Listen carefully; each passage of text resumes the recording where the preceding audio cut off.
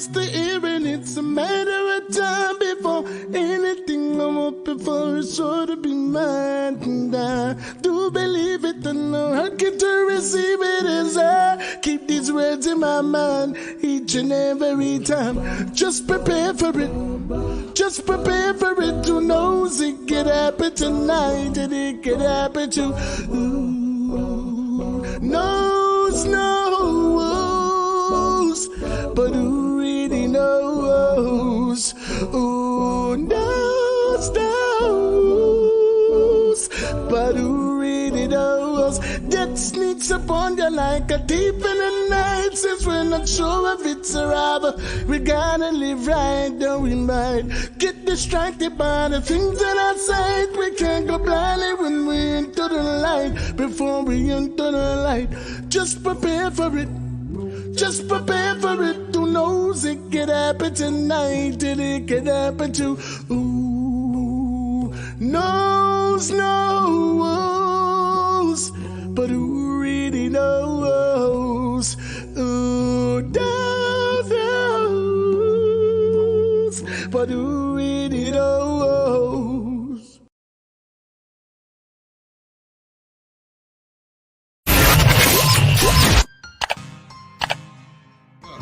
Nobody hyper than Blacker representing for overall setting. We gotta give thanks. We got to give thanks, yes, for the ones that come before us, and we gotta shake hands. Hi, this is Singing Melody, and I'll be on the Overall Settings podcast. Overall Settings. Hear me now, Overall Settings. Ashes. Burn them down all the way. Don't know, Rastama represent for overall settings. Man, it's all about overall settings. It's all about overall. Live on the Overall Setting podcast. Overall settings. Watch your friends, watch your friends, watch your keeper. Watch your friends, watch your friends, watch your keeper. Watch your friends, know your friends. Overall settings, turn up the ends.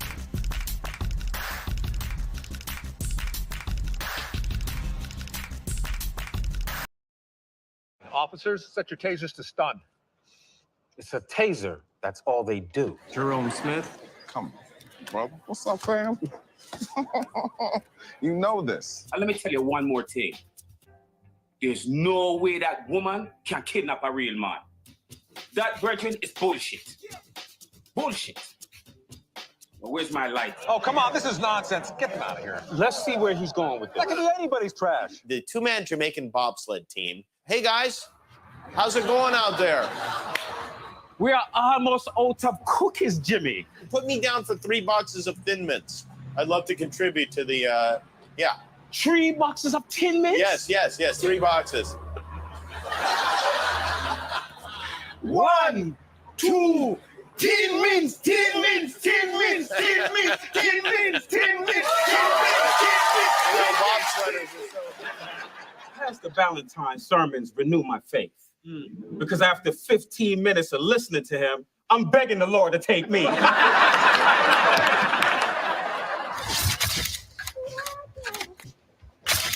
Nice. Now, can I get a big smile from everybody? Even you, Mr. Cool. How about you do your job and I'll do mine? Oh, Mr. Cool, I do your job. Brother.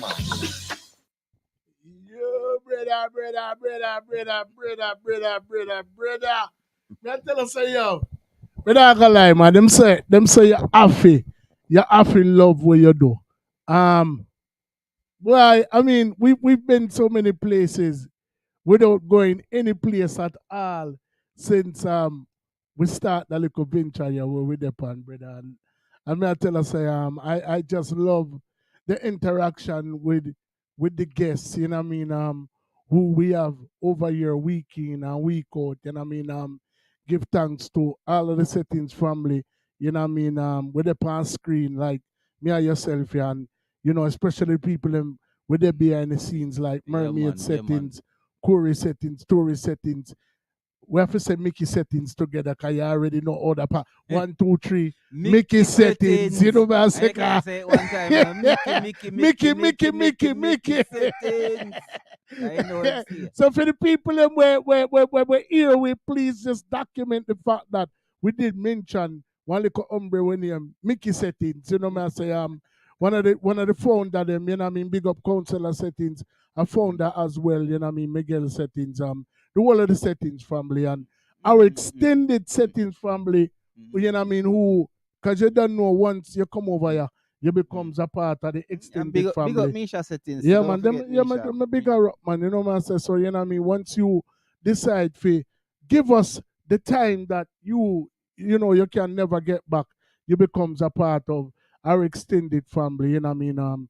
Tonight is no different. You know what I mean? You know, our thing over here, we're all about, always paying homage to the icons of yesteryear who chopped the bush for the current icons of today, who set the stage for the future icons of tomorrow.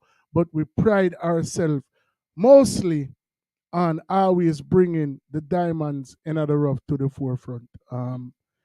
You said today is no different, you know. But in a way, it kind of different. Yeah, it's slightly different. It's slightly different. We're going somewhere. Normally, you know, different from the norm. Yeah, but you know, so we don't normally do. I mean, we don't do music alone. Most of our guests, you know, but yes. we just have a different special guest tonight. Yes. Most of our guests, most of our extended family, you know, are from the musical line of the entertainment industry. You know what I say? We have spoken to we have spoken to people who specialize in the mental health field. We've talked to authors. We've talked to a lot of people over here. Yeah, cause we're not discriminate. We're Yeah, not man, partial. selected them. You know what I say? Everybody welcome over here. But tonight, brother, if you guys can see the backdrop, we're actually coming to you live from Hollywood, Philadelphia. You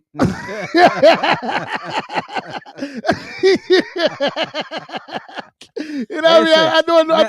Not Hollywood, California tonight. I don't know if you ever heard about. I don't know if you did know say what Hollywood they are Philly. You know what I mean? Them used to have a Hollywood Palace remember Walnut Street. Yeah. You know what I mean? Yeah. So I guess but hold on, guess what? Yeah. There's a Hollywood, Philadelphia, right now. Yes, Hollywood. We started. Yeah, Hollywood, Philadelphia. We have a Hollywood. That we say. That we say. Hollywood, Philadelphia. That we say. Right I mean, no. I mean, but Hollywood, Philly. We're honored to have our guest here tonight. Soon to be a part of our extended family. You know what I mean? Is a gentleman who. I mean, like I don't know what there is to be said. You know, born in London, you know what I mean, to two Jamaican parents, migrated, went to Jamaica, you know what I mean, Kingston to be exact. You know what I mean? You don't know that you're a neck of the woods there, so the man grow rough. You know what I'm saying? Even though I come with some little spooky thing in the night, don't feel like you want to bust your face, you know. So you have to know where you're dealing. You have to know how to approach it. You understand? You mean? You know what I'm saying? So him grow rough. You know what I'm saying? So don't make the little spooky thing fool you. Don't make the fact that this man has acting credits that go as far as Grey's Anatomy. You know what I mean? Which is a award-winning show. Yeah, man, big show, Jimmy big Kimmel. show. You know what I mean? One of the biggest record-breaking, groundbreaking shows as of late was the new edition show with him put out. You know what I mean? Has acting credits to that. You know what I mean? Stayed true to his roots with the Caribbean pizza, Arnold's Caribbean pizza. You know what I say? Dexter is another big show. I mean, this man has credit upon credit upon credit upon credit. Me I read him filmography and me I tell us, brother, it thing span like it gone from what them say from Nova what the big bank of Jamaica again no forgot what name man Scotia it got from Scotia straight back at Wells Fargo, yes. You know what I'm saying? So ladies and gentlemen, this is definitely a treat tonight. You know what I mean? Something different. we've deviated from the script slightly, you know what I mean? But it's still within the entertainment industry. It's still Jamaican. It's still overall settings. And without further ado, coming to you live from Hollywood, Philadelphia. We welcome to the platform Mr. Mark Anthony Williams. Yes. What it go, bro? Yes, my lord. Yes, but there. What? 10 minutes. Yo, where did y'all find that, man? I purposely did not have it on the reel that I sent y'all because I didn't want y'all to see me, in the skirt on Hollywood Boulevard. Hey, no, all me I gonna say is no ramp with you, No ramp, exactly. We do research, brother. We do research. You know, man, so like we have to make it be known. You know what I mean? Because there's a lot of things that we obviously aren't aware of. You know what I mean? Until you actually come over here and lay it down and let us know. You know what I mean? That's why we like to do what we do, but at the same time, we dig deep, man, for kind of make you even have to go a bit deeper. To say, well, then, all right, then. Since you find it, since you got jar that card there, here's how it goes. No, but it's funny, so why you wouldn't want to find it? It's very funny. Entertaining, but hold on, look what Jimmy Kimmel at that too. Yeah, you don't want to see. Yeah, man. I didn't even audition for it. They called my agents and said we saw his little acting reel when he was doing a Jamaican accent. So they just offered me the role. I went down there the next day and we rehearsed it a couple times with Jimmy and the live audience, and then we went live, man. Wow, yeah. Well, we know you're not band big, so you know what I mean, and people don't just end up on Jimmy Kimmel just like that. So I know it all started from somewhere for you. You know what I mean? Somebody that wears so many hats, the writing, the producing, the directing, the stand-up comedy, you know what I mean, the acting, you know what I mean? There's so many hats that you wear, you know what I mean? Where did your passion for this business begin? And kind of tell us something about even the stage prior to when you actually started to act on your aspirations. Well, honestly, it started in Jamaica in '78. I was at Duane Park Primary School, first grade, second grade, and we went to a play downtown Kingston. There was a theater downtown, and that's the first time I ever saw a live play with a live, audience, live acting on stage. And I said, wow, I want to do that. And so that is actually where it started. I couldn't do anything with it then. I'm 78. I'm 8 years old. Fast forward, I come to the U.S. and I'm in high school, Mount St. Michael Academy in the Bronx, and we get a computer. And our chemistry professor said, go into the library and get on that computer and type in what you want to do with your life. What do you want to do? Type in the profession. So I went to the library, and the first thing I typed in was actor. And it said, well, you may work 1 year, but you might not work the other year. It's unpredictable. It's this, it's that. And there was more cons than pros. And I said, I still want to do it.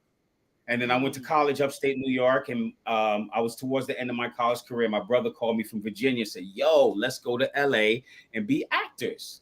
I said, that's kind of, I don't know, man. But, I'm so used to moving. I've been traveling ever since I was, 4 years old. I've been, flying from London to Jamaica, Jamaica to London, that the idea of living somewhere else always excites me. So I've always wanted to venture out and just do something different. And so we came out to LA for about a week in '94, and I loved it. And I said, I'm coming back.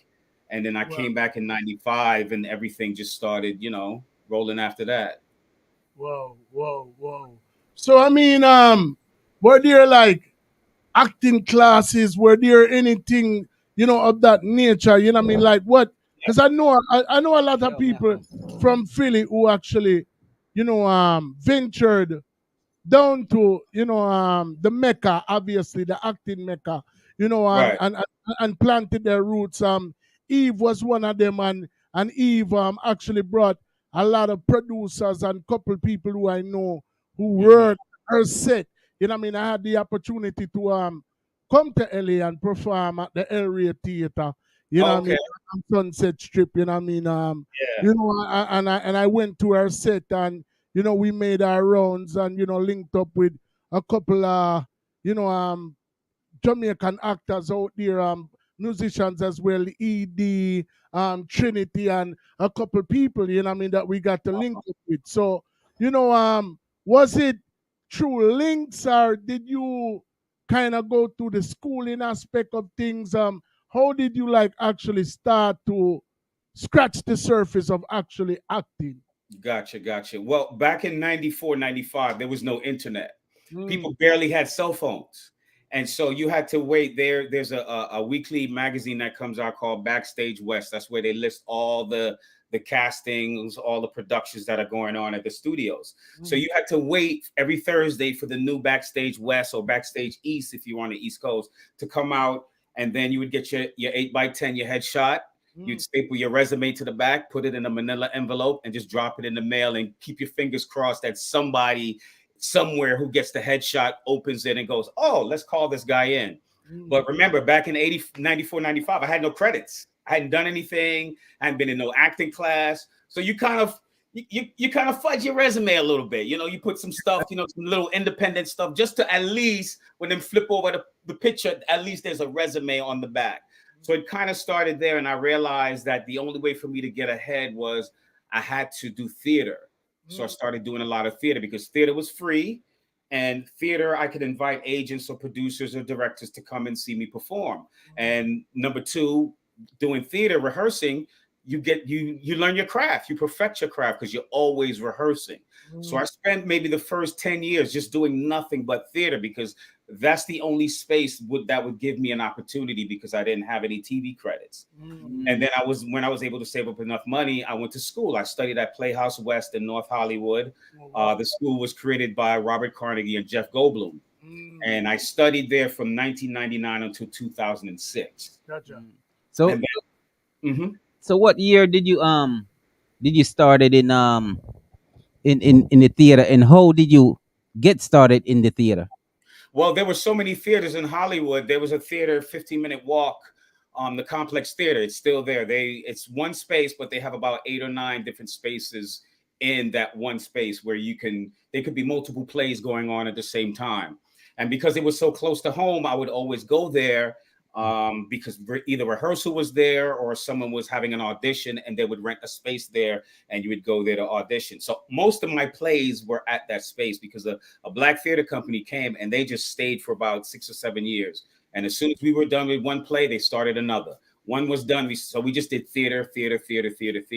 And so that kind of got you used to reading scripts every day, practicing, rehearsing, networking, meeting people, meeting producers. But that still wasn't the end all be all, because I still wasn't in a position where casting directors from TV and film were saying, hey, let's give this guy an opportunity. So the grind just continued and continued.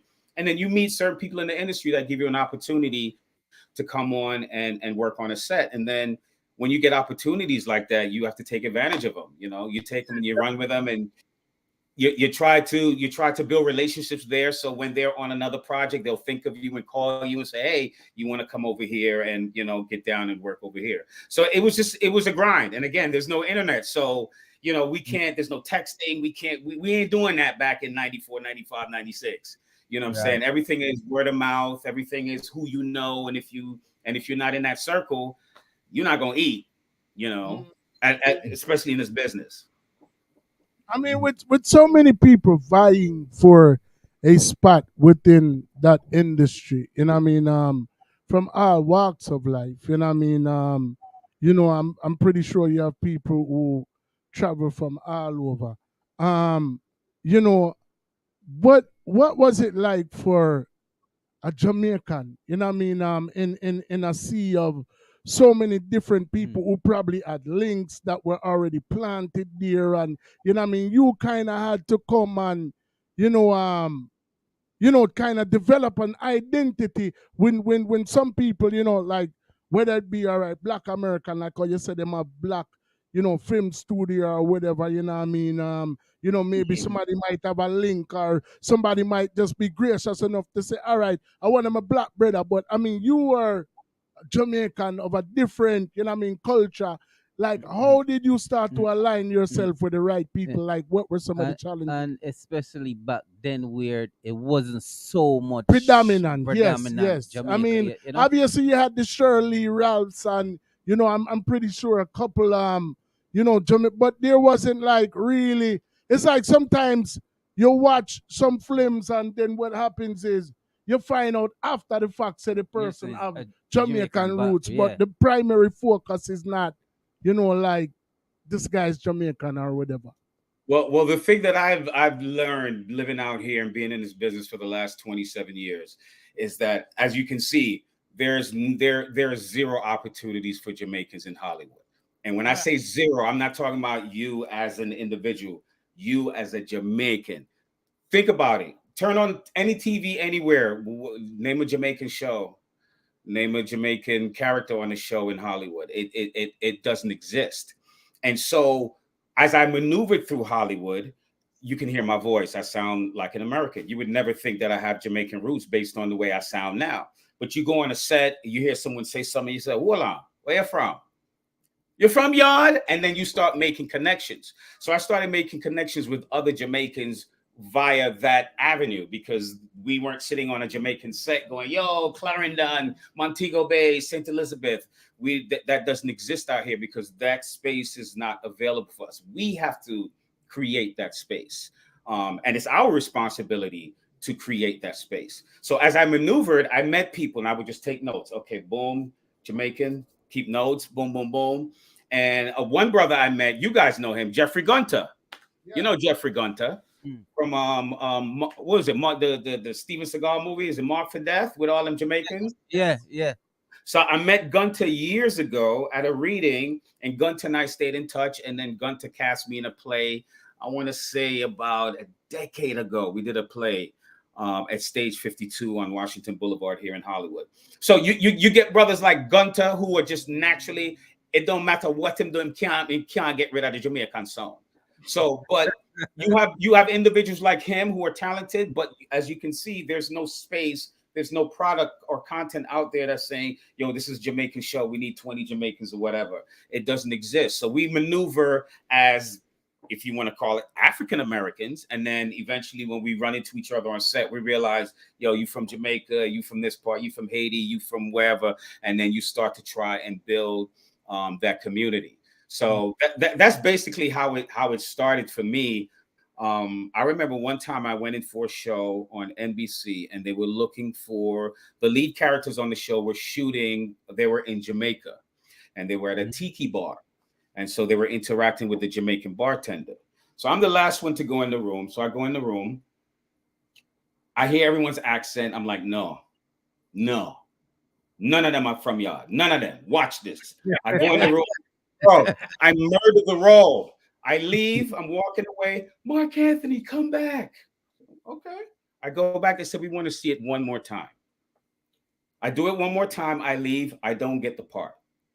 Years later, I'm on another show talking about this. This is where I'm sharing it with you. A young lady overhears the conversation, was like, "I was on that show in that episode." I says, "Well, who did they hire to play the Jamaican?" "I don't know, some brother from Wisconsin. His accent was terrible."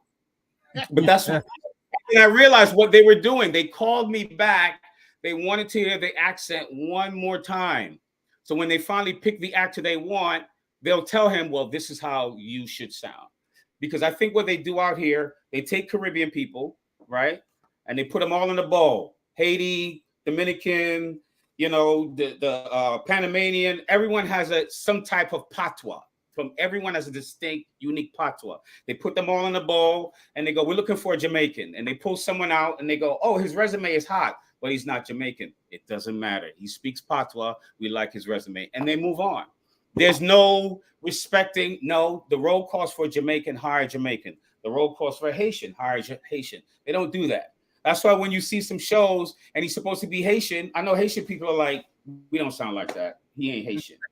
If he's Jamaican, and the direct box is Jamaican, because we know what that sounds like. And so when they treat the entire Caribbean like that, it's up to us as individuals to say, okay, I want to see Jamaicans on TV. What am I going to do about it?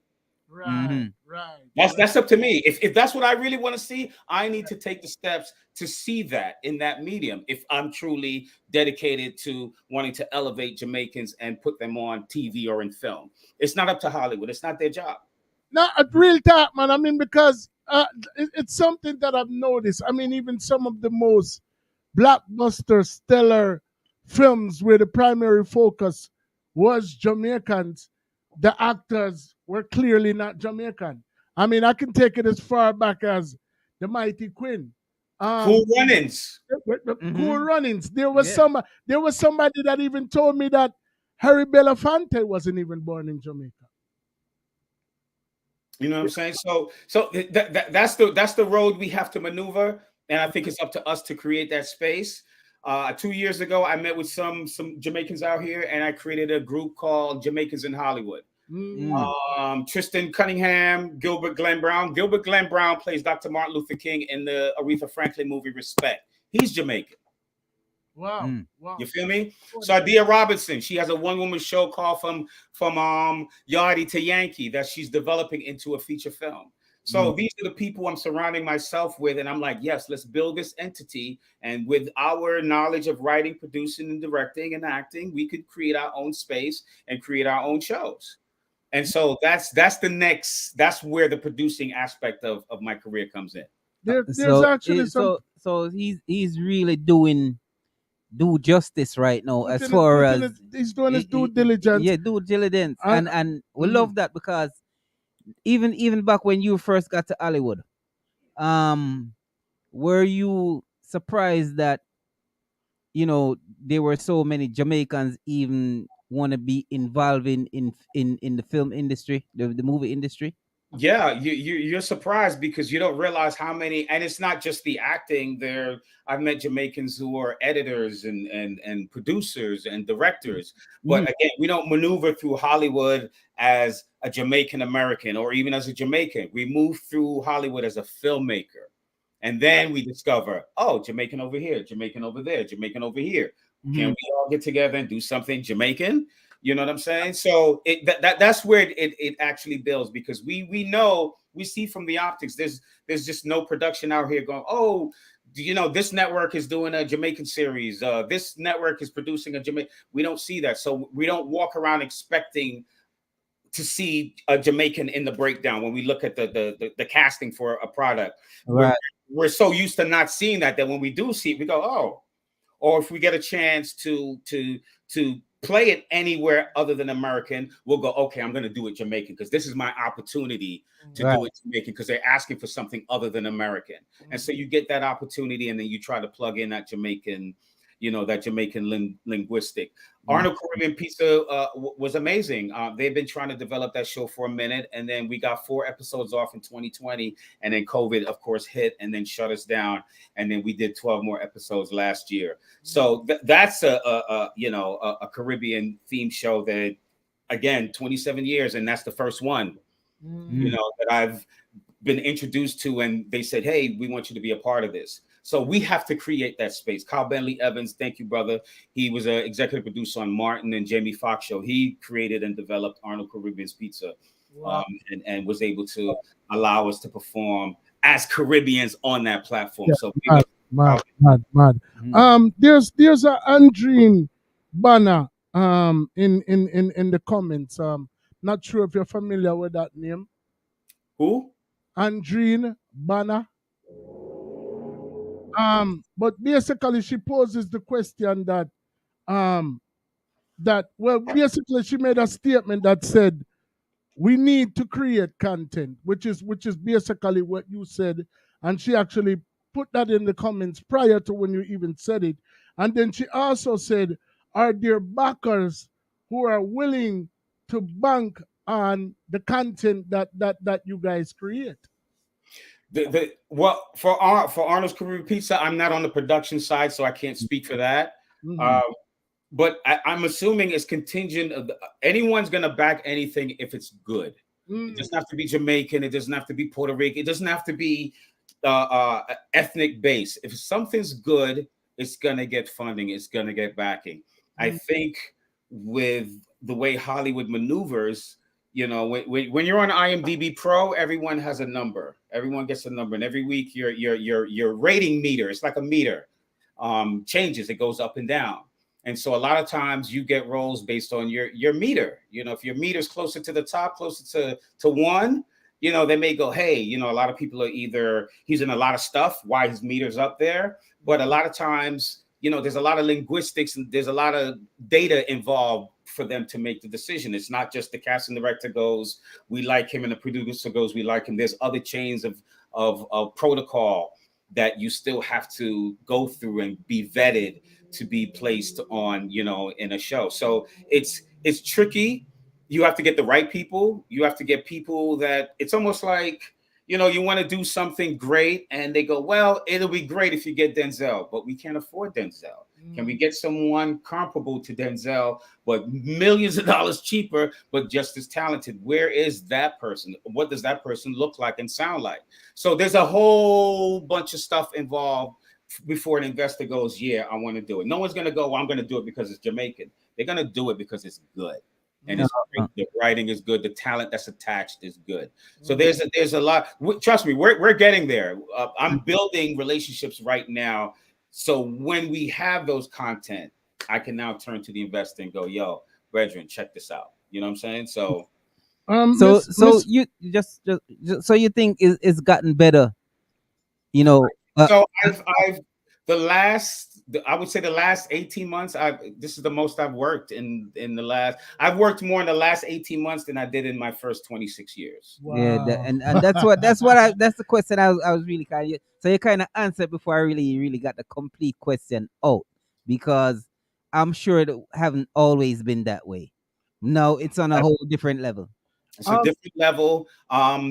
The in-person auditions are pretty minimal because of COVID. As you can see, I got lights in the back. I usually set up my thing here and then set up the camera, and I do my self-tapes, the auditions, and I send it off. There's no more callbacks, you know, no driving to the office and waiting because there's 20 people in front of you. Everything is just simplistic. It's in your home. You tape it, you send it off. If you're the guy, you're the guy. If you're not, you won't hear from them, and you just got to keep it moving. Right. Before I move more into our reasoning, Miss Andreen was saying that she was actually in Hollywood with Jeffrey, and they did great work on stage, but the film aspect of things didn't materialize. But she also commends you guys work on Arnold's as well. You know what I mean? She says she loves the show. Andre, me know her. What she look like? Andre, what you look like? She talk like she know me. Andre, you know me? Miss Andre in Bonham, I have to look up her name. So I mean, one of the questions that I wanted to ask, I clearly see that you are a patriotic Jamaican. You know what I mean? You stick close to your roots. What do you feel about the Jamaican film industry, and is there a reason why you shot for the stars opposed to, you know, starting grassroots like, you know, with some of the Jamaican films where you see coming out of Jamaica?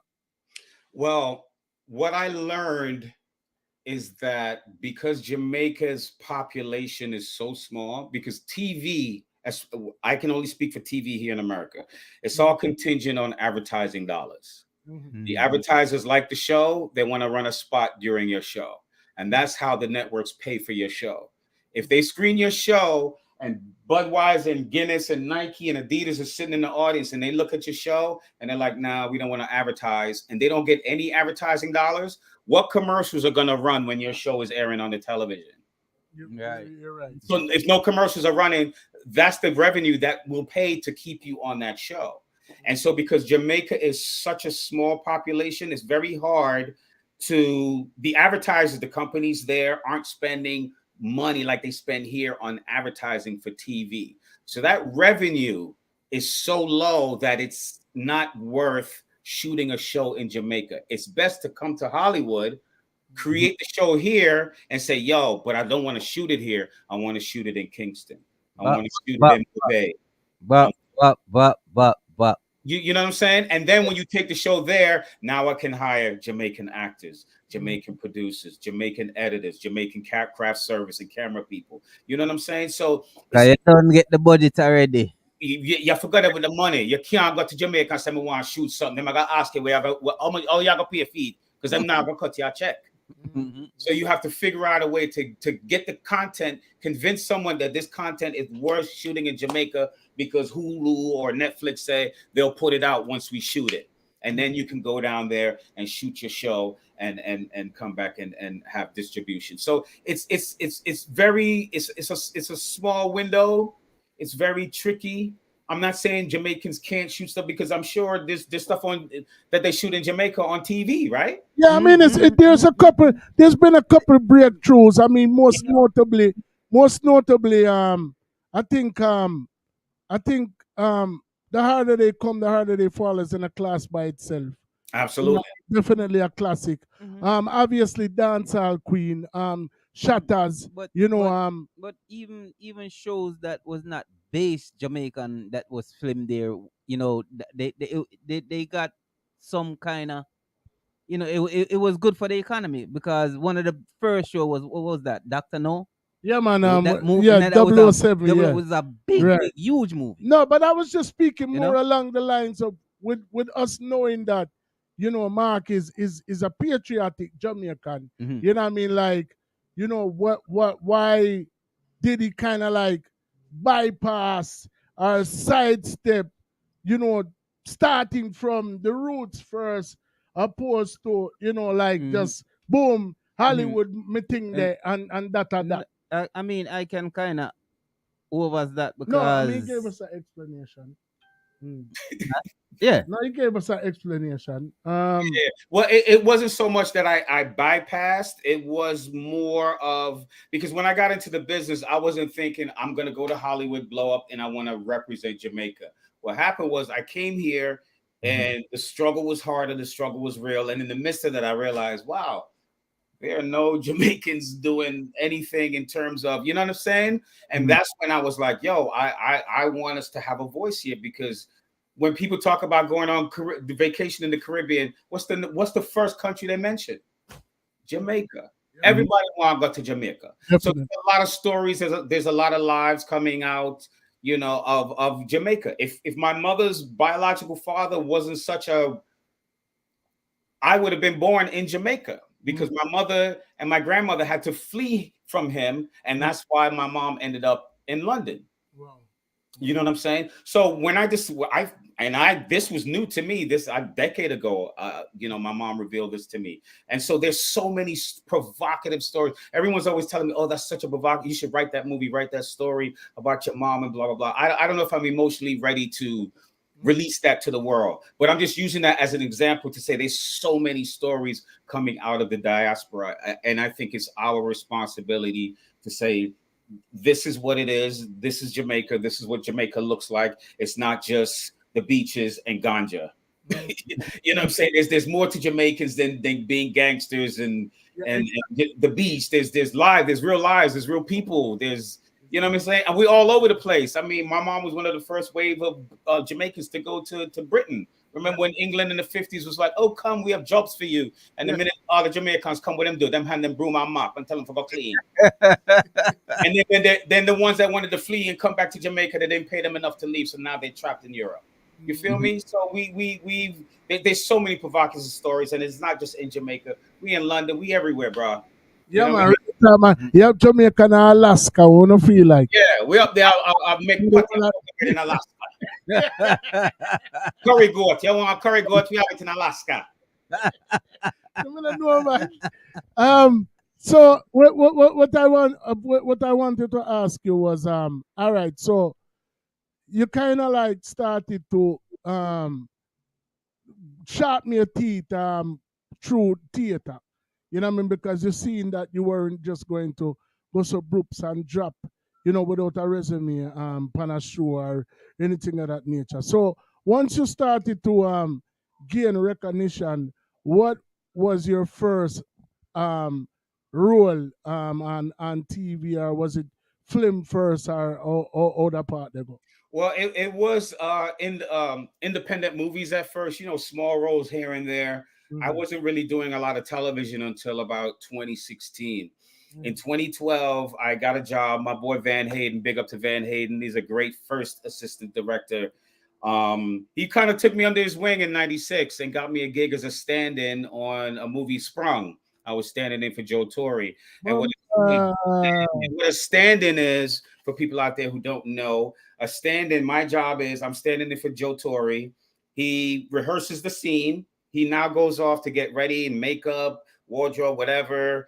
While he's doing that, I redo the exact same scene that he just did, but I'm now doing it for the cameras. So we could set up the lights and the cameras. So now when he comes back to set, I step out the way, he steps in, they shoot the scene, and we move on. Wow. So I started out as a stand-in. And once I stood in for Joe Torre in 2012, my buddy Van called me again and said, hey, you want to stand in for Kevin Hart? And I said, well, I'm 5'9", and Kevin Hart is like 5'2". How's that gonna work? He says, look, bro, I've worked with you before. You know the gig. I'm not gonna have any problems with you. Do you want the gig or not? And I says, okay, I want the gig. So I took the gig and I stood in for Kevin for 5 years. And that show kind of groomed me for everything else, because I got a chance to be around Kevin Hart every day, 5 days a week for 5 years. See him work, see him operate, see him not get flustered, see him always happy, see him always kind, see him always generous. And I said, that's how I want to maneuver in this business. You want to be remembered. Yeah, man, I have a big up Kevin, man. Stick a pin. You know, he's also from yes, Hollywood, Philadelphia as well. Yeah. One of the nicest dudes I ever worked with, man.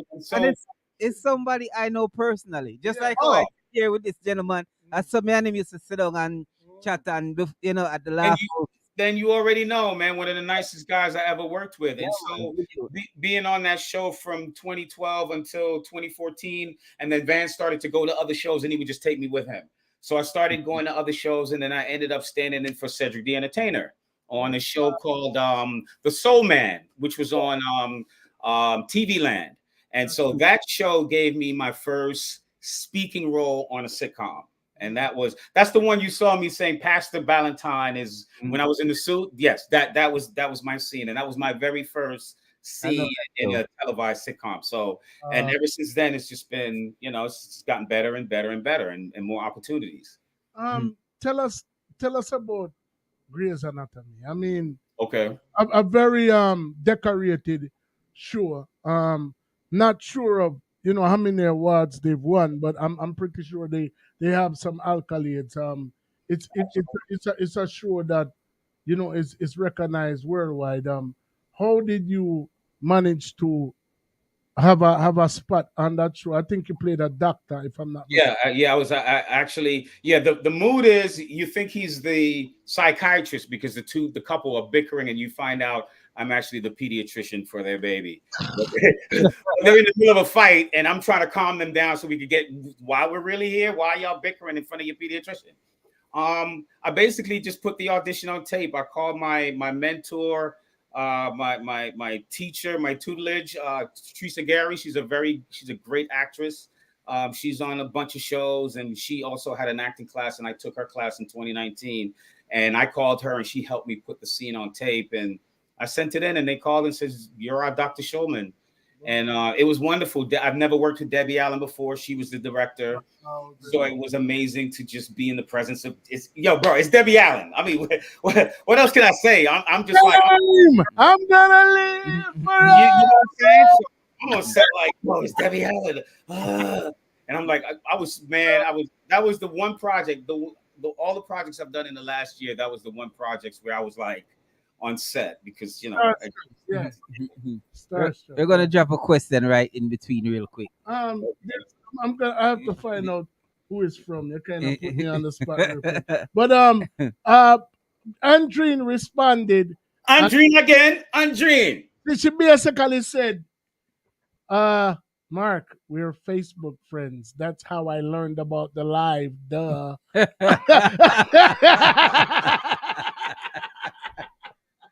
Andre Masari. You have to see this. She's gonna be so mad at me. She's gonna be like, "Really? You don't know who I'm? Really, Mark Anthony? Really?" Yo, I think you're working for a block and a delete, bro. You better apologize now. I you probably lose that Andre, friend. don't delete. Let's talk first. Let's have a conversation. Andre not delete, but just She's also saying that she has content and where and she just would like to know where should she begin. Well, if it's her content and she owns it, she needs to make sure that the content, the intellectual property is first registered before she sends it out. Now, when I write a project, I used to take it to the WGA, which is the Writers Guild of America. You can register your scripts there. But the registration is only for, I believe, either between 3 to 5 years, and then the registration runs out and you have to renew it. So what I do, I register mine with the Library of Congress, which is with the government, and that's for life. So anybody who writes a song, if you write a poem, before you even let it out to the world, you register your intellectual property with the Library of Congress. Go to their website, libraryofcongress.gov, start an account, and send your intellectual property there. Register it, because once it's registered, once you hit send on your computer, your registration immediately begins, your protection. You don't need to wait for a certificate. They're going to send you a certificate in the mail with the registration number. Sometimes when you get scripts and you see the copyright number on there, that's because the owner of that script sent the original to the Library of Congress and it's registered. And that's a one-time fee, and that project is protected for life. So before you even think about sending it anywhere, make sure you register your script either with the Writers Guild or the Library of Congress. Are there any? If you do that and you want to talk about your project, hit me up. Let's talk. You could have a diamond in the rough. We never know until we read it. All right, you hear that? She basically says, "I have the registration down pack. I just need to know who is out there looking for us to fund." Remember, a woman, you know, they want money, you know. They want money, you know, brother. So you have no one. I'll take that back. I won't say no one's looking to fund you. You just have to find the right investor to fund. And again, it's something that, Andreen, if you want, we could discuss. And if it's a feature film, I got to connect in Chicago. We could talk about that. So, Andreen, you can't block and delete him because they never remember. Unblock me. Unblock me, Andreen. Well, I would do so should I block? None at all. I know that you said working with Debbie Allen was a dream. I mean, you've named some names, bro, and like I said, your resume is remarkable. You know what I mean? Thus far, you know, with what you've done over the course of your career, what would you say is Mark Anthony's one of your proudest moments? One of my proudest moments. I just wrapped on Fatal Attraction. Remember the movie Fatal Attraction? Yeah. They're doing a TV series on Paramount Plus, 8 episodes. And I was cast as a judge, Judge Watson, in episode 7. I've always wanted to play a judge. Law and Order is one of my favorite shows. And you know, every episode there's a judge. And I've always wanted to say sustained, you know, all the judge lingo.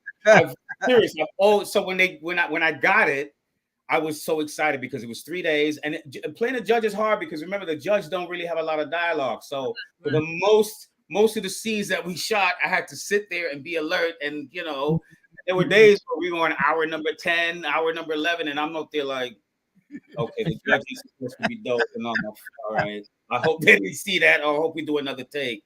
But that was one of my proudest. I've done a bunch of shows, but that role for me was special because it's something that I've always wanted to play. Bad man. What were some of the challenges that I mean, you kind of touched on some of them, but what are some of the challenges that you faced upon entering this business, and some of the ones that you still face even currently? I remember the day I landed in Hollywood, and I said, when I got off the plane, I said, "Yo, ooh, Denzel, watch, ooh, I'm coming for you, son. I'm gonna take you." And then I walked into my first audition, and there was 40 other dudes in there that almost had on the same outfit as me. And I said, "Whoa, whoa, whoa, hold on. I gotta compete with all of y'all." And that was a wake-up call, because you're only thinking of self. I'm gonna do this. I'm gonna be successful. Blah blah blah. I had no clue. I'm not thinking about the other 9,000 dudes that are my age, my height, coming out here trying to do that. So that was a massive, massive challenge. And then sometimes you walk in a room and you already know who's going to get the part because, of who they were. I'll tell you a story that happened to me. What's his name? From Empire. Bombard. Me know you're talking. Terrence Howard. Yeah, Terrence Howard, yeah. Okay, it's 2005. ABC and Oprah teamed up. They're doing Their Eyes Are Watching God. So my agent calls me and says, "You have an audition for you, Their Eyes Are Watching God, on Monday." I said, "Bet." I go out, I buy the novel, I read the novel. I says, "Okay, my character plays the guitar, but don't worry about the guitar. They don't care about the guitar playing. They worry about just concentrate and focus on the work." I get to the office Monday morning, sitting in the room waiting. Other people are waiting. The door opens. Terrence Howard walks in the door with a guitar. I said, "All right, well, maybe he just has the guitar because, he's Terrence Howard. He's showing off. I don't care." So, he walked up to the counter. "Is this where you sign in?" And he signs, and, all the girls are like, "Oh, it's Terrence Howard." I'm like, "Yeah, whatever, man. It's Terrence Howard. So what? So what? Mark Anthony Williams is here." So I'm sitting there with my signs. I'm looking at my lines, and he sits right next to me. He's like, "What's up, bro?" I said, "What's up, man?" And he looks over at my size, and he's like, "Oh, we reading for the same character." I said, "Really? Really, bro? Really? This is how you trying to intimidate me in the room for all these people embarrass me like that?" Yo, it took me right out of what I was supposed to be doing because I was so mad because I knew what he was doing. And I was like, "Oh, wow. He's okay." But he was good. He wasn't just playing. He was playing. And I was like, and he ended up getting a role, and I ended up getting a smaller role in the same movie. I have no lines, but I was like, I'm hanging out with Terrence Howard for the next 6 weeks, the dude who stole my role from me. At that point, I probably would have considered doing like a name. Hey, but it adds to your accolades, though. It added to your accolades. Absolutely. And so you got to realize the competition never stops. Sometimes when you submit for an audition, there's 6,000 other people that submitted. So in every role, every audition, whether I have one line. I had a scene in Loot, Apple TV with Maya Rudolph this past year. I had one line. But I'm still just as proud as if I had a monologue or a recurring role, because every role is special because it's so hard to get these roles. You know what I'm saying? So it's every single one of them is special. I don't value one over the other. I value them all because there's going to be times when the phone is not going to ring, and 2 months will go by. What you going to do now? Bro, let me tell you something, man. I mean, I feel very fortunate to be able to reason with somebody of your caliber, because you've been Mark all your life, you know what I mean, and I'm pretty sure your confidence level is up there, and you've done some things that some people can only dream of. But at the same time, me being a spectator on the outside looking in, I know that there's so much more left for you to do within this industry, and I just feel honored to know that this will be a part of your legacy. So when you go off, you go do the great things that I know that you're on the cusp of right now. You know what I mean? Somebody's gonna look back for this reasoning, and cause that's when them start search and Google search and do all type of search, and this will be there.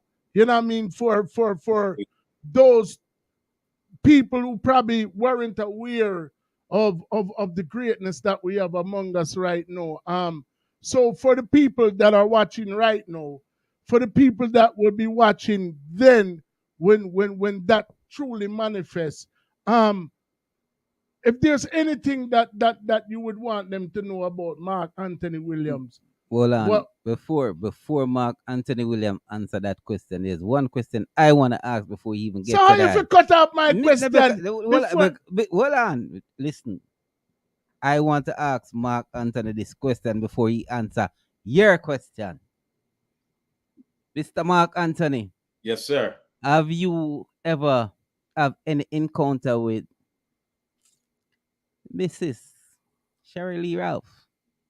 No. I met her because she executive produced a short film called First Day Back. The film was also executive produced by 2 former NFL players, and it was about a school shooting, and this was the first day back after the shooting. Her son, Etienne, was the lead in the short. I did not know that was his mother. We shot for a whole week. We rapped, we talking, chopping it up, and then I overhear the conversation, and I walk out. I said, "Wait," I said, "Etienne, Shirley Ralph is your mom?" He's like, "Yeah, that's my mom." I'm like, "What?" So I had no clue. So we had a screening at Raleigh Studio in Hollywood, across the street from Paramount, and she was there, and I was fortunate enough to meet her and thank her for allowing me to be a part of her production and stuff. And that in itself was amazing, because she's really has stand the test of time, especially when it comes to Black women in Hollywood. You know, everyone's lifespan is so short, and you have to figure out a way, how am I going to exist in this space for the next 10, 20, 30, 40, 50 years? How do I want to be remembered in this space? And she's been able to outlive her counterparts, be on great shows, just won an Emmy. You know, it would be nice for her to just jump off a plane, you know, and with the Emmy in her hand and Mobay, and just have a nice little, you know, a Shirley Lee Ralph parade. That would be a beautiful thing. But I'm sure our paths will cross again, because I'm in the TV world. I haven't had an opportunity to audition for Abbott Elementary, the show that she's on. It's hysterical, and I'm keeping my fingers crossed. I believe season 2 is in production, and hopefully I'll get an opportunity to audition for a role on the show. I mean, like I said, I guess Daddy Lee settings could have all film question, because I'm probably never the member after answer by one. So but like I said, if there's anything that you want anybody who's on this live tonight, and the people who will watch it in the future, when, you know, the thing come full circle and them finally realize, you know what I mean, this diamond in the rough. What is there that you would like people to know about Mark Anthony Williams? I want people to know that Mark Anthony Williams has an open heart. One thing I learned from Van Hayden, my buddy who just kept hiring me, is that you always reach back and you help those in need beneath you. And I've always tried to do that. People will call me and say, "Hey, my friend has just got started in the business. They have questions. Tell them to call me. They want to know how to do. Tell them to call me." I have no problem reaching back and helping people, because I am where I am right now because several people throughout the last 28 years reached back and said, "Mark Anthony, I got you. Come over here and work on this, and come over here and work on that." So I truly believe that if you live vicariously through that, through honesty, through giving, it's all going to serve its purpose, and people will remember you because you were always so giving and you're just brutally honest. As upon the subject of Shirley Lee Ralph, no, I think I discovered her as a young child. I think it was a show called what? It's a Living. Yeah. It's a Living. Yeah, I can't remember. Yeah, she's she played like a maid in a hotel or something like that. You know what I mean? But I think the show was called It's a Living. I remember It's a Living, but was that before she did Broadway? because No, remember I said she did do Broadway first. But right, Broadway. my from her, personal experience Right. with her, you know, it was It's a Living. It's a Living. And then, you know, knowing from then that, yo, I want Jamaican this. And then, you know, hearing her name over time, you know what I mean? You know, was amazing for me, especially, you know, with me being an artist, you know what I mean, and venturing into that industry. You know, us Jamaican, we have this what you call it now, that same word we did use for you earlier, that patriotic thing I go on in a way. If one Jamaican, you know, I do something, you know, like everybody them like want when know we say, told listen, Wagalis, I say, yo. Right. I say, so, you know, so for somebody in your field, I mean, for me, I think one of the most electrifying things that I seen is something that I want to share with you, and I want to get your thoughts on this for somebody who's actually in the same industry. You know what I mean? More share it with you and the fans first, and then you just give me your take on how you felt when you witnessed this. Okay. All right. So I'm going to drop it as well. This to me was a defining moment for all Jamaicans and me as well. You know, I say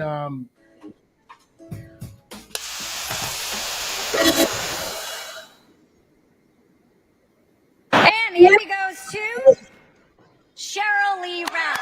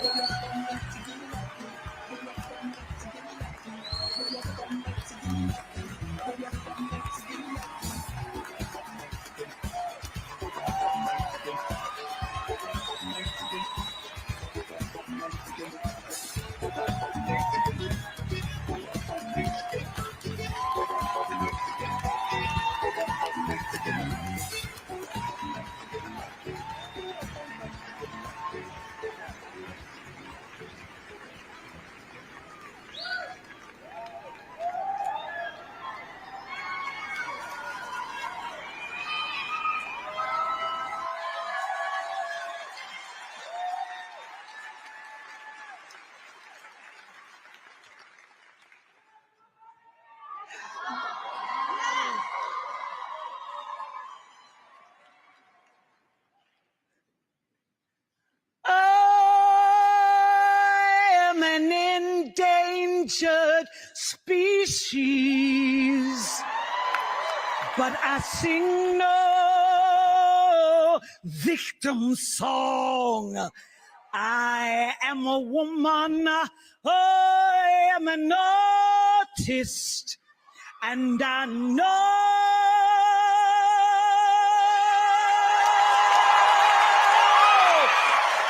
where my voice belongs.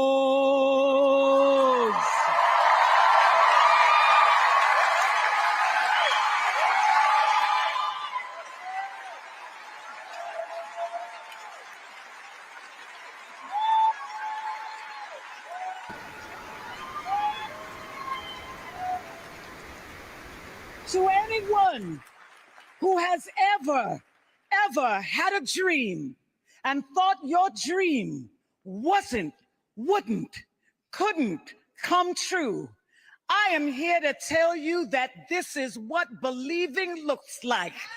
This is what striving looks like. And don't you ever give up on you, because if you get a Quinta Brunson in your corner, if you get a husband like mine in your corner, if you get children like mine in your corner, and if you've got friends like everybody who voted for me, cheered for me, loved me, thank you, thank you, thank you.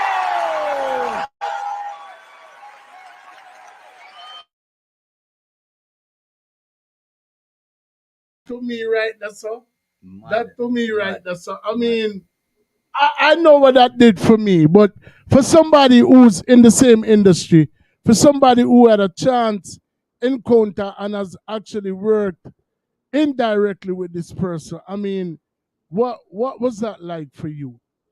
That was extremely inspiring for me. Right. And she's absolutely right. You know, there's days when I think about being in that theater in 78 in Kingston and going, I want to do that. And here I am doing just that. It's because I forgot about that moment in Kingston and at Mount St. Michael in the Bronx when I was 16 on the computer, because you know you're always thinking about the now, and then you get a moment to sit back and reflect, and you go, wait a minute, remember how it started? Remember 78 in Kingston when you and I didn't say I think I want to do that. I says I want to do that. I'm going to do that. I want to be on that stage. And so it's inspiring when you. 2 words. People always ask me, oh, what's the advice? The first thing I always tell people, 2 words: don't quit. Woulda, coulda, shoulda is not going to help you. There were many days when I was here and I was so frustrated, I says, I'm out. And I would pack a suitcase and just stare at the suitcase and be like, really? You want to move back to the Bronx right now? Because it means from now on, every time you go to the theater and every time you turn on the TV, you're going to see someone that look like you and you're going to be like, that could have been me. And I couldn't live with that. I couldn't live with the idea of quitting. You know, I'd rather just say, hey, man, I went out there and I tried for 30 years and I tried and it didn't work out. As opposed to, well, I walked away because I'm not sure if it would have worked. Now we see it does work. Yes. You know, believe in yourself. And she's right. Surround yourself with people who have the same desires and who respect your dreams. A lot of times, relationships can be toxic. Family relationships with women can be toxic, and they can stop your growth because in your mind you're dealing with either other people's toxicity or the toxicity that has been created through this toxic relationship.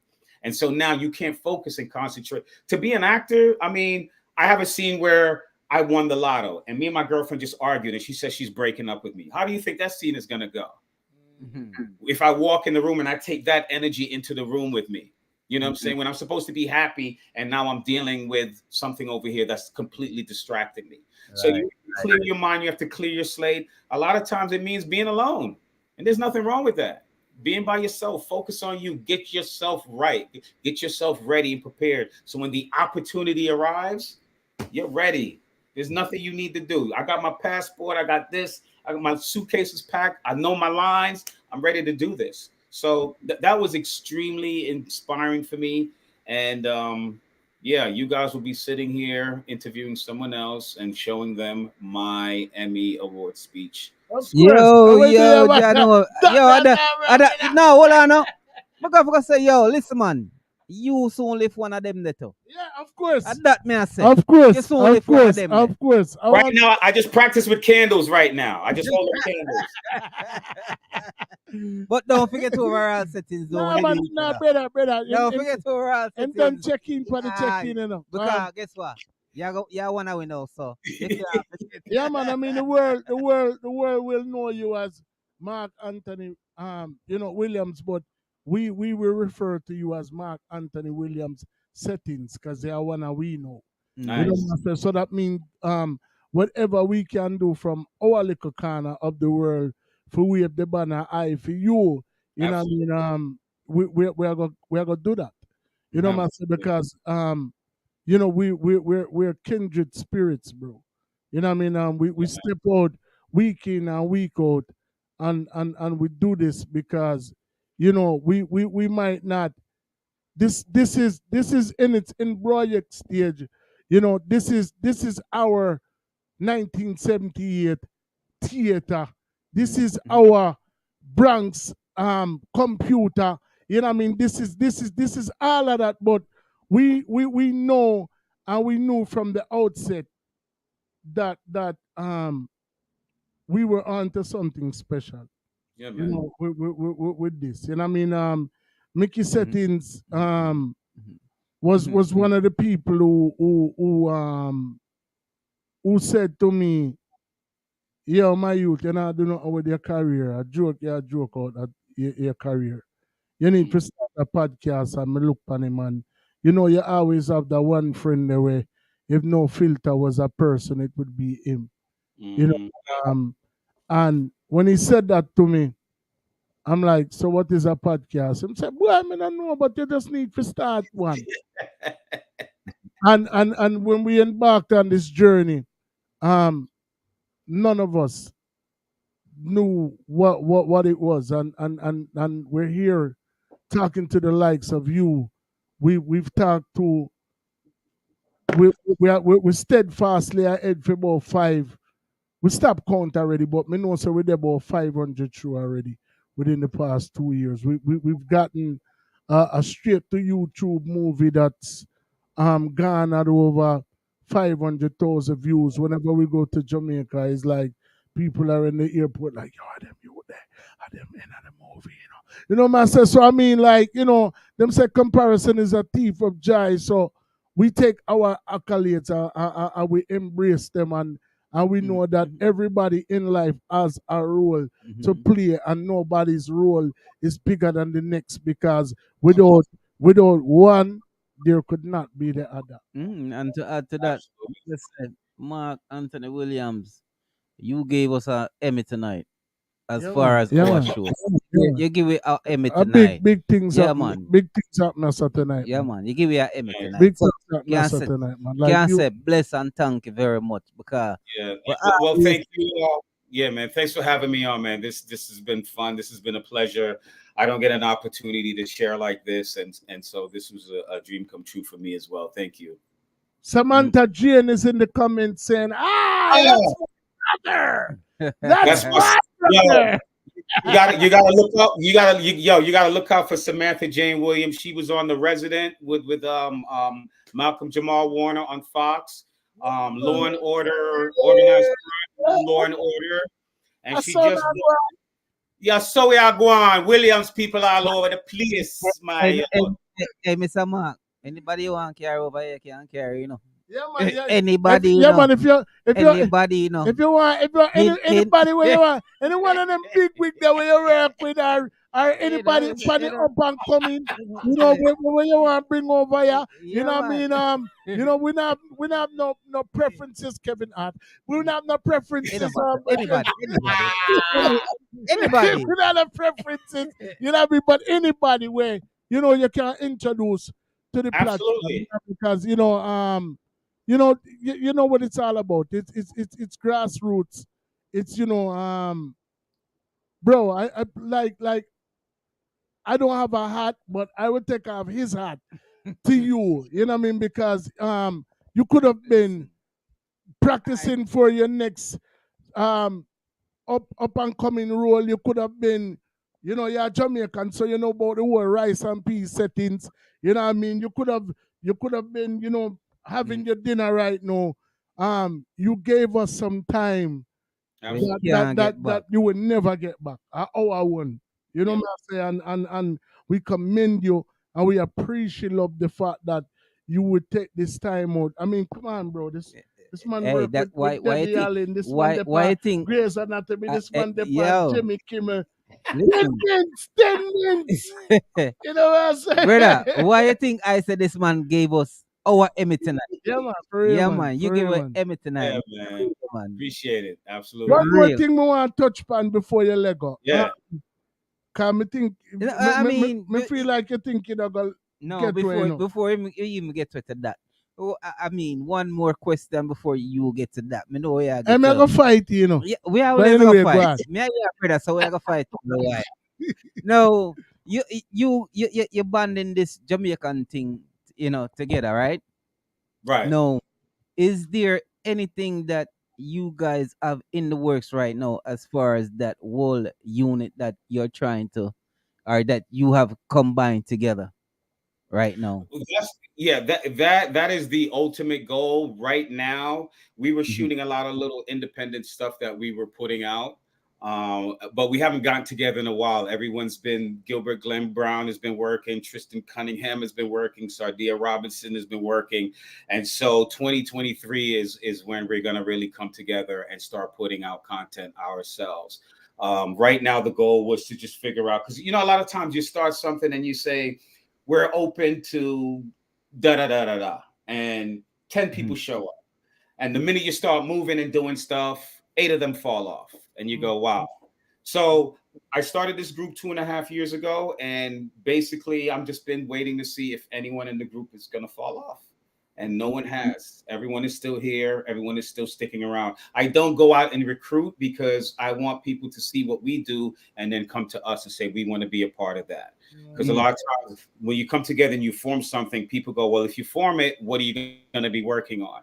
And then we say, we're all writers. Everyone should write something. But maybe no one in the group is other than yourself can write. So then they fall off because you're asking me to do something that I'm not comfortable with. So it's just a matter of finding the right Jamaicans who are going to stick it out.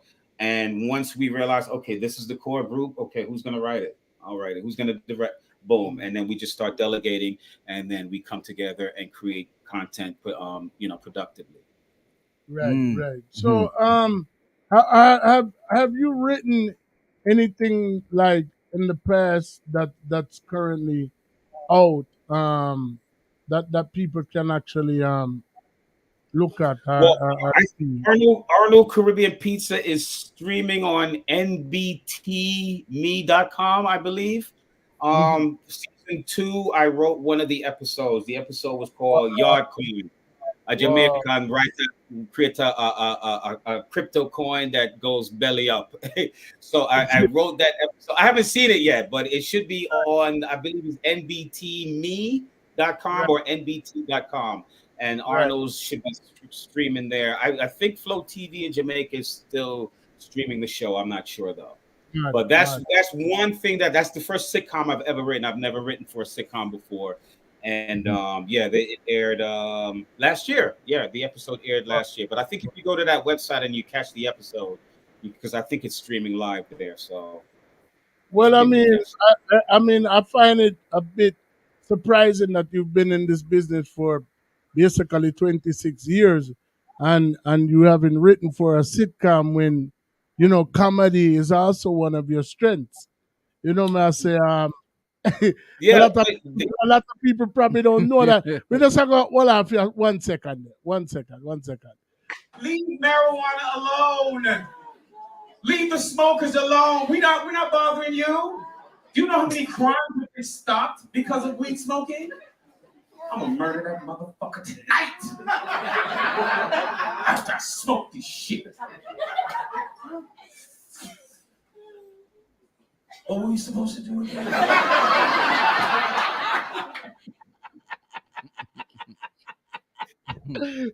Well, I actually started doing comedy because of Kevin Hart, because his energy was so infectious. And then I started asking around town. I said, look, I want to learn I don't want to write jokes. I want to just learn how to take stories that are funny and make them funnier and do them on stage. And then I started, everyone talked about David Arnold. Unfortunately, David Arnold passed about 2 months ago. I believe, I can't remember. I think it was a heart attack. I'm not sure what they're saying, but he was a great dude, man. You could go to David Arnold, go to Netflix. He has some comedy stand-up specials on there. Great brother. He was executive producing a show over at CBS in Studio City, where I currently work. And unfortunately, the brother passed away, but I took his class and I loved it. And he basically opened the door for me to start doing stand-up comedy. I've only been doing it for a decade. So it's not one of my strong points yet. I'm still one of those newbies, even though I'm 52 years old. I'm still considered a newbie kicking down the door of stand-up comedy. But for me, it's not a matter of I have to be funny all the time, or I get on stage worrying about what the audience is going to think. It's just having the confidence enough to get up there and try it. If it bombs, it bombs. I don't care. It just means I have to go back and rework the joke or get rid of the joke, but I won't know unless I have the heart to get up there and say, yo, I'm going to try something new tonight. You know what I mean? And just do it and not worry about the critique, the criticism, if the joke bombed or not. If the joke bombed, maybe the next time I get on stage and talk about why it bombed, maybe that might be funnier than the joke itself. So I won't know until I have the heart to get up on that stage and do it. You know what I'm saying? So involved the yard joke in that. In that patois style. Involved the yard joke, not patois style. Give them some yard. I haven't lived in Jamaica so long, and when I hear some of these comedies from the Caribbean, a lot of times I don't know what I say, so I'm gonna lose the joke.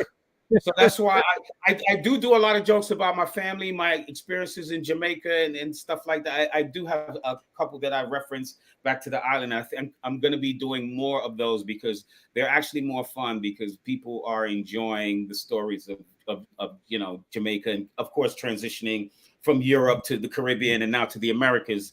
There's a lot of there's a lot of funny in that, So it's I think the funniest jokes are personal testaments, Absolutely, yeah. I mean, so it's like, you just have to be able to put a twist on it. And what I learned, even with me not being a comedian, but it's like once a joke kind of get a rise out of the vast majority of people, it will work anywhere you go. I mean, I do it time and time and time again, and it always work. You know what I mean? Like, me have a little African brethren we work for my job, and every time I see him, you know what I mean? Like, the first time I did it, like the whole kitchen was there, and I looked at him and I was like, yo, Mayu, what you have for dinner tonight? Monkey hips and rice?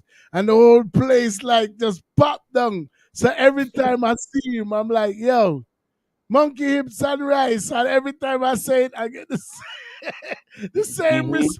Like everybody laugh, you know what I mean? So, that are just our little insider, you know what I mean? But it's like, once, I noticed, Kevin is a man where tour worldwide, and you know what I mean, them use the same joke them and pop. Some of the joke them when they are used run a laugh house. Yeah. I see I use them on them grand stage there. Yeah. You know what I mean? And that's when he was like in North Philly, just vying for a spot among, who were the elite at that particular time. You know what I mean? But Mark, you are truly a diamond in the rough, brother, and somebody that we hope that anybody that sees this knows that this is not just your typical interview. This actually is a part of your legacy. This is a part of your resume. This is a part of this is something that will be there forever. You know what I mean? So even after we all transcend, this will be an archive that somebody can come back and look for and see certain things where them never know about who is soon to be them favorite actor. Him soon lift the Emmy, man. Him soon lift it, man. Him soon lift Yeah, the man. goal. One practice. To the practice Emmy, to the practice one.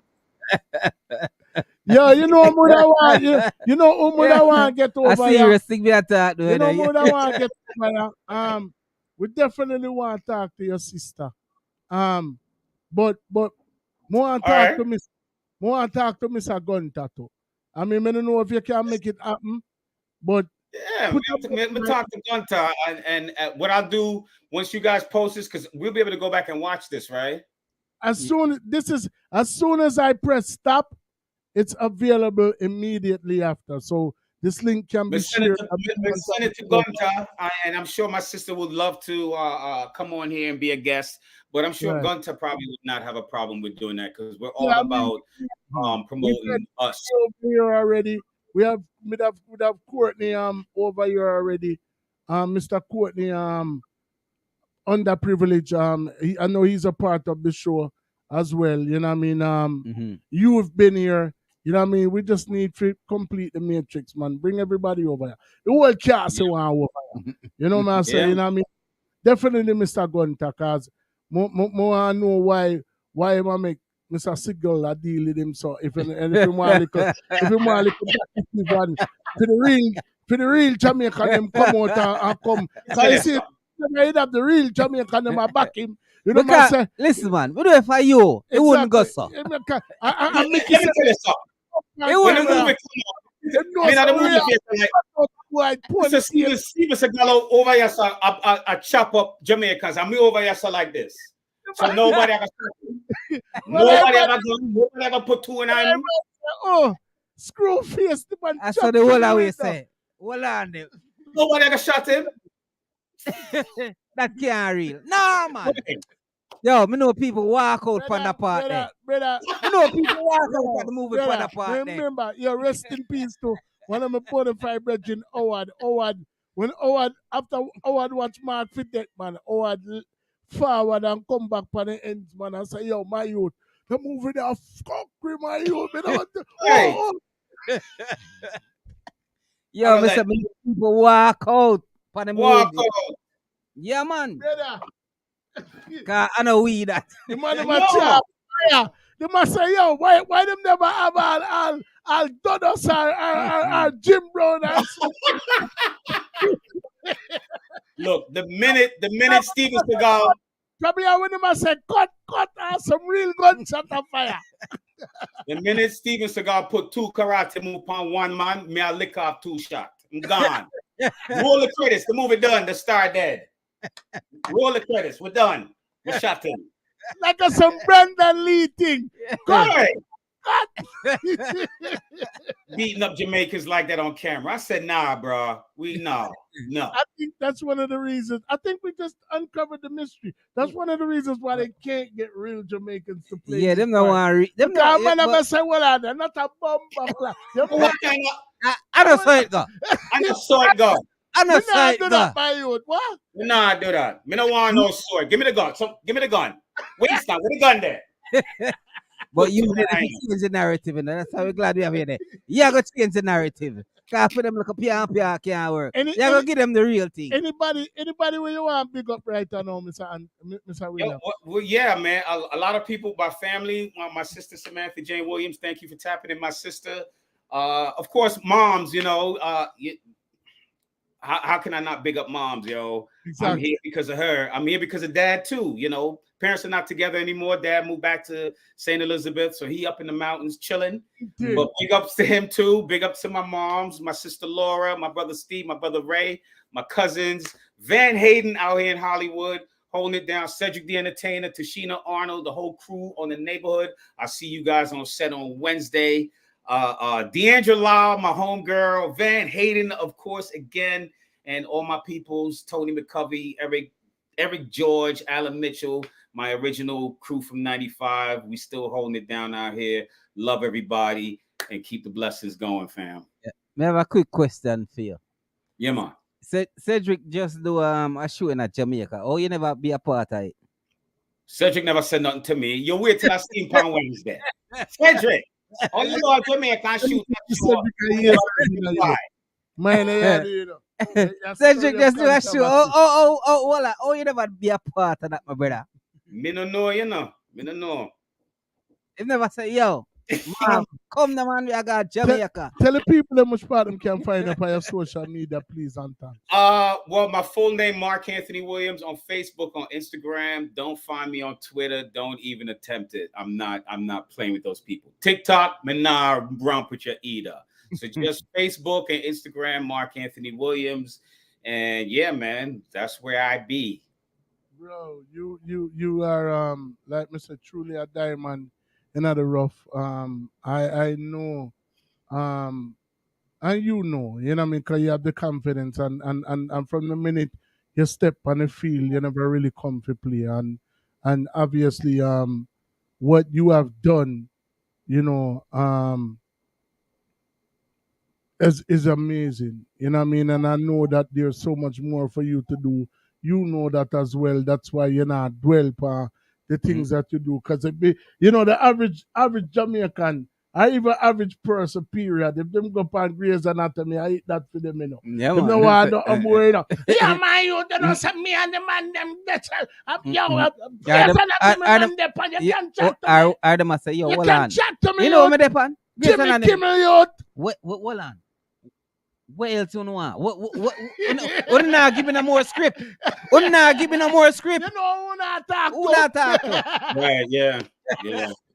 You gotta I don't get that sense of ego drivenness toward you. I get the same hungriness that you spoke of from day one, from you even know, and that's what kind of sets you aside from the rest, and that's how I know that one day this particular reasoning right so I gonna have some amount of views and comment on that where a man are gonna say, yo, this is the guy. Gonna lift him trophy. I'm gonna lift him trophy. Exactly. And then them guys, he was on overall settings. Yeah, man, exactly. Absolutely. I want to do one more shout out.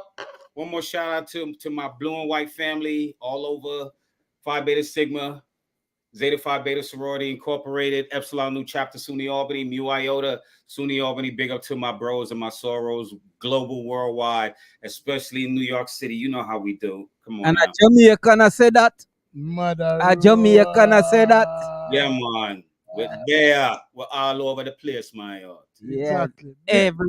Everywhere. People, Mark Anthony Williams. Yes. You can find this man. I mean, his filmography is crazy, and you can see him in all over. You know what I mean? And you'll be continue to see him. You know, like yes, you can check me out. I don't mean to cut you off. 2023, Tiny Beautiful Things. I believe it's going to be on Hulu. How I Met Your Father. It's on Netflix. Fatal Attraction. Paramount Plus. What else? Prank. A new show on ABC with Johnny Knoxville from Jackass. He has a new prank. Wow. And I just shot a show called Physical for Apple TV. So I got 5 projects coming out 2024. And you can also catch him on Overall Settings. Overall Settings. We are going to keep the link, you know, Mr. Mark Williams. You know. Come on. We are going to keep the link, you know. And people, we are going to keep the link. People in about. All right. People in about 1 hour and 48 minutes or 42 minutes. I'll be 49 years of age. It's gonna be my birthday. I'm hanging with my bros. You know what I mean? I'm ringing in my birthday. You know, talking to a movie star. So, you know, that hopefully that guy kind of like set the tone of how it'll go when I go number 50. You know what I'm saying? So, yeah, man. Hold on. You said 49. Are you gonna be 49 or 50? I'm gonna be 49, but okay. Yeah. All right. Exactly. You said going into your 50. Yeah, I said hopefully this sets the tone as I venture into my 50s. Low me, man. Yeah,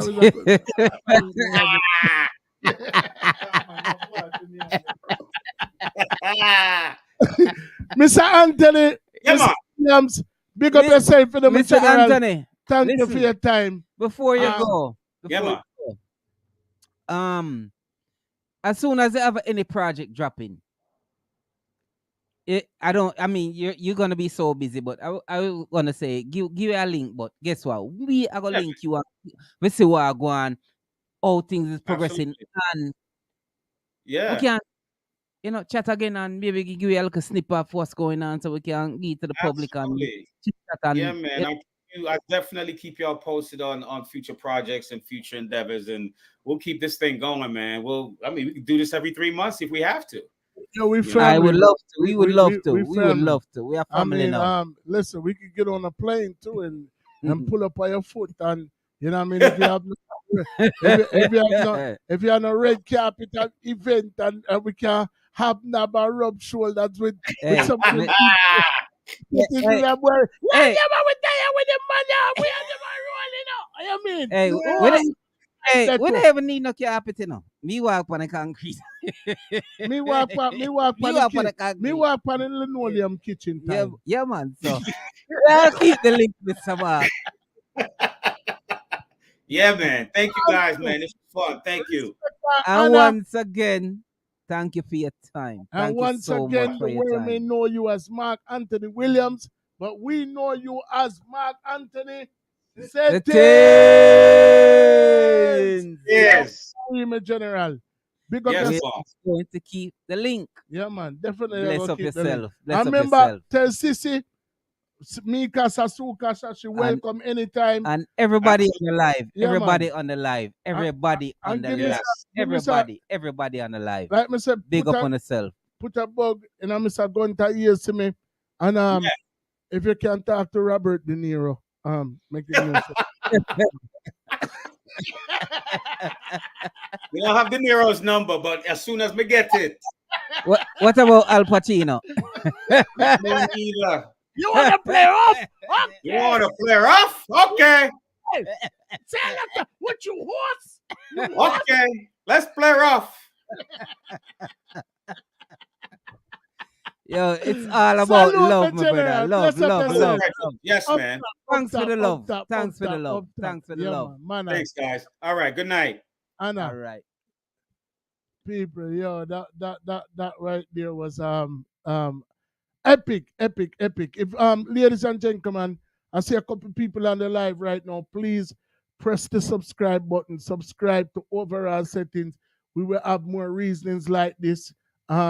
As we said, we are working on Robert De Niro right now. Mm-hmm. You know, we don't know if it's gonna happen, but Mm-hmm. you know, Or Al Pacino. Al Pacino, like him say, he promised us a so few, but if not Hollywood. definitely, if not Listen. definitely, Samantha Jane, I go forward over here. You know what I mean, Mr. Gunter. You know what I mean. But guess what we start? Hollywood, Philadelphia. Yeah, man. It Hollywood, started Philadelphia. because See, they're right there, so. Hollywood, Philadelphia. Welcome to just Hollywood, Philadelphia. started. You see right there, so. Overall Settings. On the side of the building, that is Mickey Settings. In the pan camera. Come show your face, Mickey Settings. Come show your face, man. Because I say we not call your name. Come show your face. Bless up for yourself, man. I mean, bro, that was epic. Yeah. That was epic. Epic. I mean, different. Actually setting out to do something. So having a vision. So we are branching off now. No, me not talk we, but me just say having a vision at 8 years old and staying on that path and but you know, say it's something never talk about. Because when we just come America, you know, and the little you sit down and watch TV. Just like him say, yo, that more I do, you know. I love for the on TV. I'm come here when I was about 12. You know. You come here when you're 5? No, sir. Yes. That are you. But yeah, you used to watch TV and say, yo, man, I love to do that, you know. I look at you. And even at school, we used in a class where them consider more advanced. So we advance youth them. We used to put on all of the show them plays everything. Yeah, just may I make you Settings used to sit down at the back of the bus and mid have helmet and all them something. But that's it goes. And but now I tell you say, put on a couple play. And we get to star in our show called Raising of the Sun. Well, yeah. Remember that show there? Remember that big show. Because even the latest rendition, a Puffy star night, Raising of the Sun. I think Sidney Poitier. Sidney Poitier was the original. But the latest rendition was Puffy, Raising of the Sun. And perform that play there with the school on stage. A teacher come to me and say, yo, your body, no. You should have followed it up, man. The man say, yo, I go carry, go sign up to go acting school. I not like real talk. The man should have followed it the up. The man carry me. Man, meet him once at the man, him say, yo, me I carry you, you're good, you're bad. Me didn't know. They get awards in acting when me a youth. Me didn't know one play, but you know what? Is when the man carry me sat there for the sign up. The class them already start. So the class them never start again till like a month and a half. So him say, yeah, all right, come back in a month and a half and come sign up. But me never go back. And the man said, you go back, go sign up for the class. Oh, your fault that. And I said, no. Him say, yo. But The man look at me and say, yo. The man say, yo. Yeah, waste your talent, man. Me didn't want to play. I teach, I know. Me not lying at that. Me didn't no, they me not believe you. Yeah, Me man. didn't No, know. real talk, man. Me didn't Me get awards for them thing that. Me didn't want to play. Me didn't want to play, but me did play like a tree. So me just stand up few whole time and stay so with one tree sitting on top of me. But me did get me rolling night. Me always can look back on it and say, yo, you see that tree there right there, so I made that. You know, man, say, and me no move. They play Walter, man, Raising in the Sun, man. Me they play Walter, man. And the man me I say, yo, me I can't go sign up for school, man. For act. Jojo. But, you know, me just say that somebody can relate to him as a little youth and... Yeah, man, when you have a vision, bro, I mean... you know, just see me like you was, just man, like you... No man would have look at me and say, Mr. Iron Balloon. Me I do music for the amount of time, but there's some places where me go in my life where enough people never go. You know what I mean? There's some things that me do through music when enough people never do. Some artists who me work with, some producer who me work with, some people that I've been able to touch. Could I have done things differently? Probably so. Or maybe not. But you know what I mean? But what may I say is we collectively, me, you, and Mickey Settings, because I'm a core that, I'm a team that. You know what I mean? We've been able to start a record label, start a podcast. I'm an artist. Mermaid Settings and our youth, them act on them thing, you know. We meet people like that man, you know. We meet so much other people. So it's like certain things couldn't happen before the time. Right. So once everything what we have come full circle and we're able to just go so ropes and present the package, because you remember what the man say, you know, if somebody see something where worth investing in them, I go invest in it. Invest. We have a total package right now, so there's no doubt in my mind. Everything what we set out for do, I go come to pass. Yeah, things out. Yeah, because guess what? You see progress. You see progress in it. Well, and man, you know, the man tell us that Mickey Settings laugh a while ago like him feel like a joke. The man say him in the business for 26 years, and him say him really say 27 still in about 27. All right. Him say in the past 18 months. Him get the most work. Him work more than when working at the past 27 years. All right. So but that for sure, yeah. But guess what? Brother, Grey's Anatomy and them just hey, but Fico. Listen, family. You hear what the man, but you know, even go back right to even Cheryl Lee Ralph.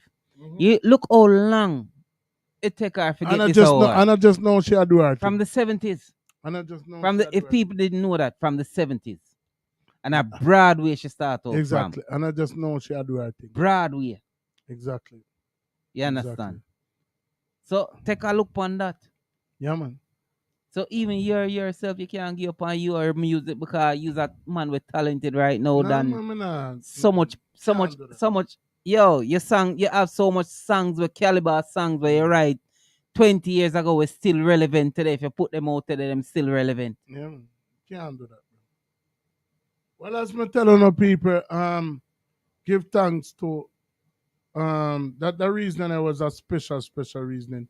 Next week, the man himself, Ginger, the nephew of the great Beresford man, will be here. The reggae soul man. I go there, I will have vibe with It just gets better with time. We got about probably 2 or 3 more shows left before the year end, and then we go into the new year with a boom. It's been 2 years since we've been doing this. Sharpman Settings, aka Daddy Lee Settings, aka Leroy Gibbons lookalike. Him no miss a day yet. You know what I mean? We are boy we party like rock star every Sunday, you know what I mean, end of the summertime, and for the man kinda give up him weekend them and they are so. You already know is a owner we are do it for. Owner we are do it for. If a 3 owner de on the live, we're gonna die. If I want to If know, a or 1 owner nobody, de on the live, if nobody in the on the live, I We're wanna still choose there. to watch it after with there because we have a commitment. So, like, share, which not cost or nothing. Share, subscribe. which not cost or nothing. Subscribe. What would I like on the subscribe first, then share. Any matter, any farm, Yeah, any man, but other one want to do it, yeah, you know man, what I but say? everybody, And, everybody will tune in, will love and give thanks to the utmost. Yeah, man, and big up my granddaughter we just born. You know what I say? And big up everybody out there. Tomorrow my birthday. Wanna big up on yourself. Love her, respect her, honor. And Overall settings. next week Sunday again, like we said, we're there, yeah. Ginger, the man himself. Ginger. Yo, you think we should have dropped one ginger before we Yeah, come out? man. Why I'm not? drop a Why one not? Why give them a sneak preview? Cause remember, drop a like one them ginger. saying, stay tuned for next week episode. Yeah. All right, so I could give them a little preview. All right. How I go on. Now who is Ginger? Tell him who is Ginger. The nephew of the The living legend. great legend. Can't stop say great. Beresford, man. Yes. All right. You know what I say? So I'm gonna drop one bad ginger song. You know what I mean? And then, so we are going in it as a prelude for where I go on next week. Yeah, over, cause so we deal with our thing, every week we try to tweak the thing and make the thing a little different, you know what I mean, for the item. Now sorry go brother. Always I try to do it. Always. You know what I mean? Always. You know why we do that? You know why we do things in other manner in which we do We it? are the podcast that differs. Because we're the podcast that differs. And from the minute that Counselor Settings and Mickey Settings, cuss me under the tree out of Cabs Creek and say, you. No, Cabs Creek, the part. Then no Cabs Creek, that no? No, Fairmont. Fairmont. One out of two. The people them not gonna know the difference. One creek, they near it still, so that's why I made it say Cabs Creek. So a Fairmont Creek. No, but one thing I can't tell you now. If you all feel say you lose half of me, if you all feel like say me put the music at back or me no remember say God bestow a talent for me where me fi share with the masses. If you all feel like say me drop the catch. If you all feel like say me's an iron balloon. If you all feel like say overall settings nah gone away. If you all feel like say Mickey Settings can't lose 50 pounds when him ready. For all who feel have turned white. For all who feel like say Sharpman Settings, you know what I mean? Can't thump down at all, man. Let me tell you something about we, man. And me I gonna left it here so. Ginger, come tell him a thing because he I got there with me next week. And I just say things said. And I hear me I say, right now, Ginger go on a message and then we are going to pull up out of this because you don't know a man's birthday and we are just going to hold a vibe with my family them straight. But for all who feel like say, you fall by the wayside or we fall by the wayside, at this Ginger go tell you no.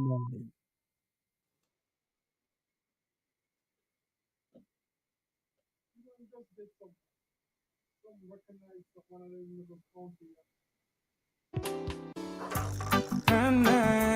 na na na na na na na na. Yo, never lost my way. Never turned fool when I reach at the crossroad. Never lost my way. Never see the hype and get confused. Never lost my way. Never turned fool when I reach at the crossroad. Never lost my way. Never see the hype and get confused, yo. I'm the element of surprise. Fittest of the fittest shall survive, yeah. Over the mountains I lift my voice. Angels harmonize, yo. Give them another high pitch. Light up another big lips, yo. When me sing, me not for rich. And the money man, I look out on this, yo. Never lost my way. Never turned fool when I reach at the crossroad. Never lost my way. Never see the hype and get confused. Never lost my way. Never turned fool. There you have it, people. We never lost. We are 2 years strong and counting. Big up Mermaid Settings. Remember to subscribe to One Mermaid World. Make your settings say we're gonna come and shoot some more movie down there. You know what I mean? And people, until we meet again on the other side next week, Ginger. You know what I say? Big up Leroy Settings. That's so funny, you fuck. Big up where people them out there. People, we link on up on the other side. Love, honor, respect. If you're not subscribed, subscribe to Overall Settings. Subscribe to Mark Anthony Williams. Subscribe to One Mermaid World. I just said there. Up.